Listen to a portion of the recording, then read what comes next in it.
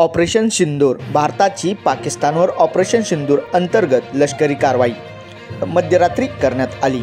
7 मे 2025 रोजी भारताने पाकिस्तानवर ऑपरेशन सिंदूर अंतर्गत लष्करी कारवाई केली आहे। ही कारवाई 22 एप्रिल रोजी जम्मू काश्मीरमधील पहलगाम येथे झालेल्या दहशतवादी हल्ल्याच्या प्रत्युत्तरात करण्यात आली, ज्यात 26 भारतीय पर्यटकांचा मृत्यू झाला होता। काय आहे ऑपरेशन सिंदूर? लक्ष्य: भारतीय लष्कराने पाकिस्तान आणि पाकिस्तान व्यवस्थापित काश्मीरमधील 9 ठिकाणी क्षेपणास्त्र हल्ले केले।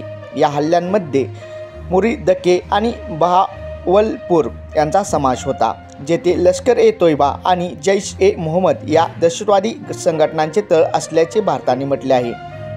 पाकिस्तानची प्रतिक्रिया काय आहे याबाबत पाकिस्तानने या हल्ल्यांना युद्धाची उघड घोषणा असे संबोधले असून किमान 8 नागरिकांचा मृत्यू आणि 35 जण जखमी झाल्याचे सांगितले आहे।